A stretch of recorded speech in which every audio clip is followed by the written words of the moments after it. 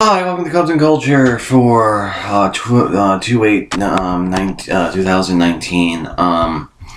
The Cubs might be playing the opening game in London in 2020, which would be kind of cool. Because they're doing the NFL thing when they do a couple of games in London, and in baseball, because of travel and everything, it's always towards the beginning of the season because races aren't being decided. Petcoa also came out for the Cubs, which is a projection system that's very conservative, and they're only expected to win 82 games, mostly because of the defense. It's supposed to be terrible, which I don't really believe. But in any case, we're up to Titanic, the Best Picture winner. It's one of the biggest films in history.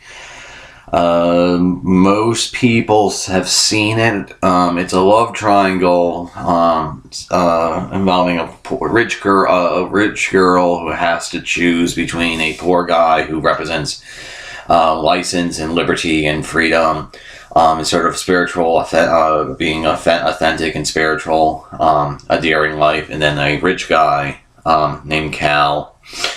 Jack is the poor guy's name.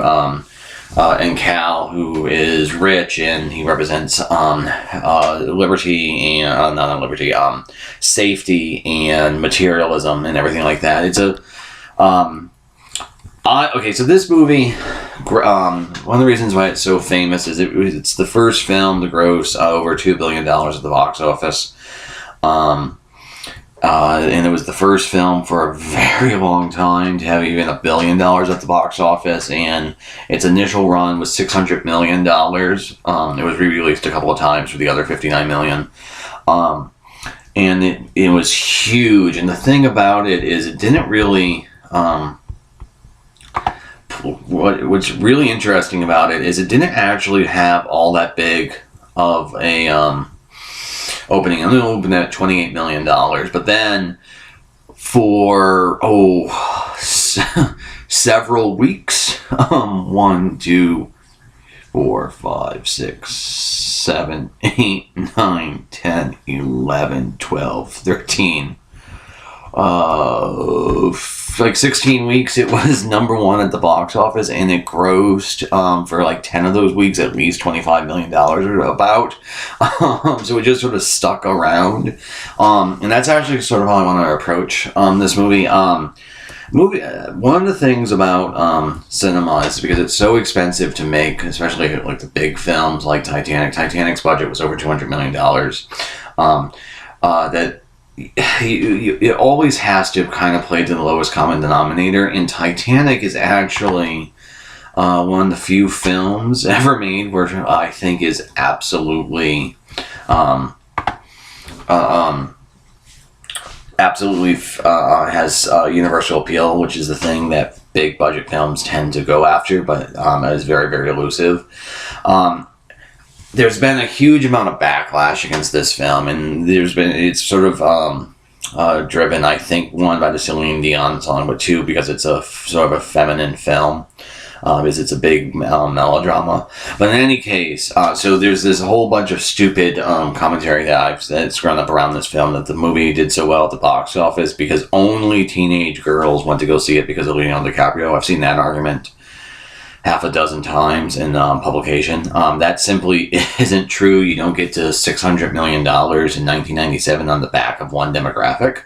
Now, obviously, it played better with women then, or women, and I'm sure teenage girls was maybe the best demographic. But the thing is, the movie on the whole has something for everyone.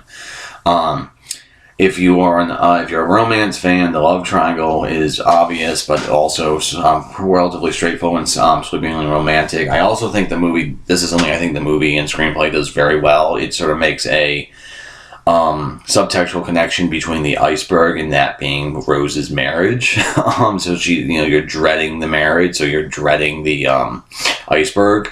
It sort of works on that level. The three characters of Rose being not in control of her own life and her feeling unfair, and then Jack and Cal being characterized as the poor libertine artist type guy, and then the rich, stuffy, like it all sort of works on a very obvious fundamental melodrama level. So if you like romance, that sort of works. And then, but if you don't like that, the movie is also historical.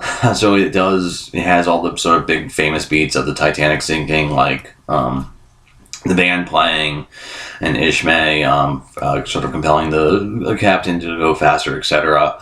If you like disaster stuff, this actual singing is relatively impressive. If you're only interested in like cinema as terms of technique,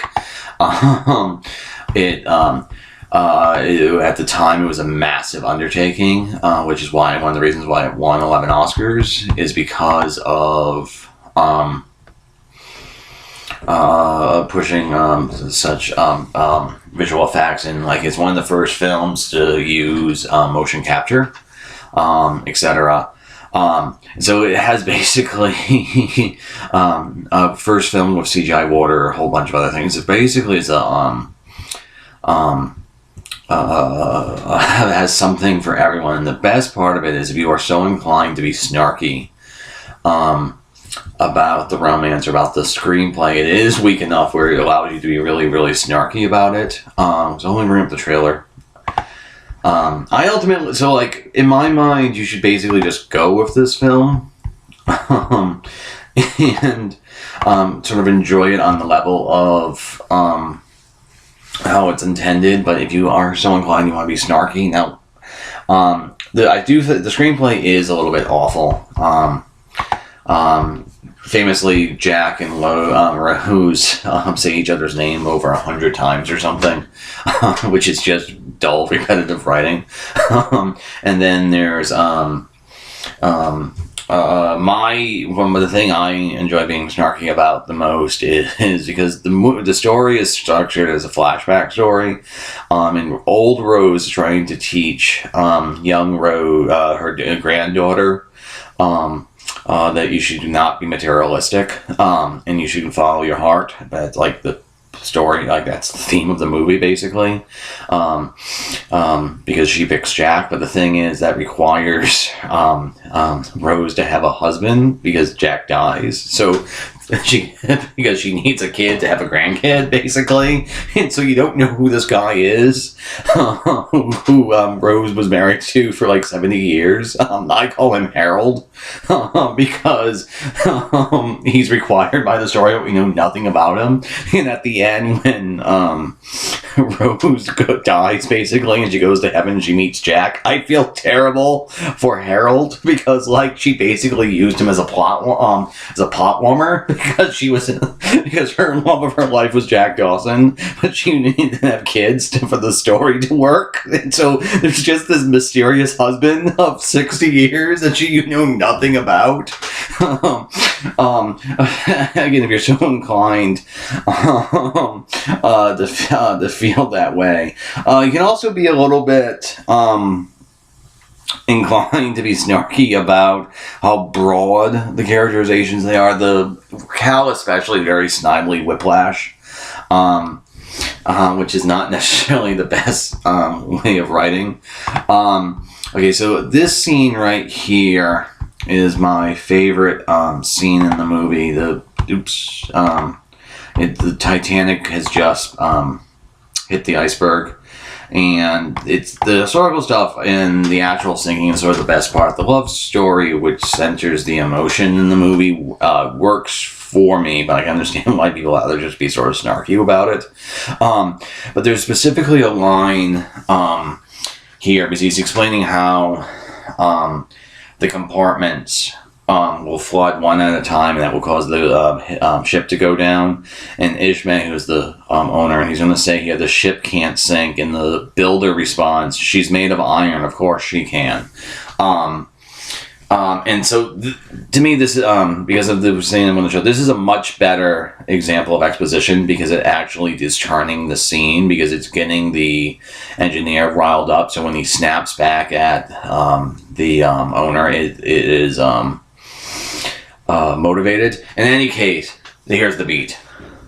She's made of iron. I assure you she can. That's my favorite moment in the film because to me the story of Titanic is hubris. Hubris, and it's everything like that. And I think This scene, which explains how the ship goes down by the head, is all you really need for exposition for how the ship actually sinks. And there's one thing that really does annoy me in this movie, which I'm going to bring up in a second. As soon as this, well, I don't need to wait. So, yeah. Anyway, let me bring up the clip. So this is towards the beginning of the movie. And that's old Rose.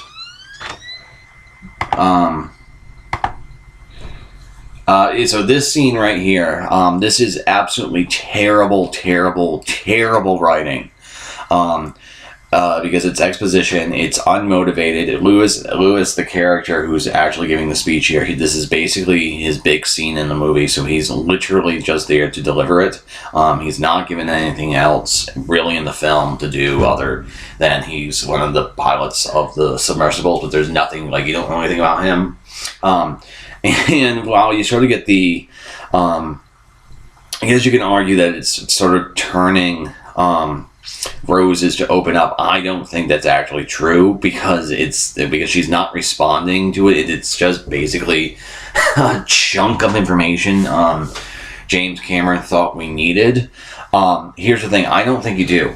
I think that because he spent all this time researching it and probably developed a simulation before he even started storyboarding the film, so he thinks it's really important for him to know that information, but we don't need to know precisely how the ship sinks at any point. And again, that other scene I was showing you, where it's just one after the other, like that's all that you really need in terms of the process and the whole splitting. Because if you take this scene out, and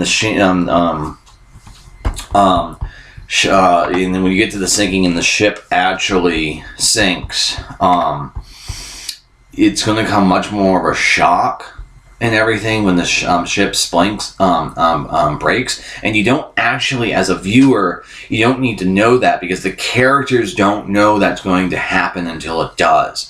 And it's like the engineering, the actual method by which it happened doesn't really make all that much sense for us to know. And so in my mind, that scene with Lewis, not only is it just crappy exposition but in and of itself that's sort of dumped onto the audience, and it's unmotivated and it's not turning a scene, it's just there to give you information, would be terrible writing in and of itself. But the thing is, the exposition's not actually needed, and I think the movie would play a lot better if that scene was just cut out of the film. I guess the argument for keeping it in is it makes Rose willing to correct the record, but that feels so slight, and the way in which Gloria Stewart plays it doesn't really come across, and that's like me trying to find a reason for the scene. Anyway, so that's going to be it for Cubs and Culture. I really do like this movie. I think it's somewhat unfairly maligned because of its cultural prominence. Anyway, so that's going to be it. I'll see you guys later. Cubs and Culture out.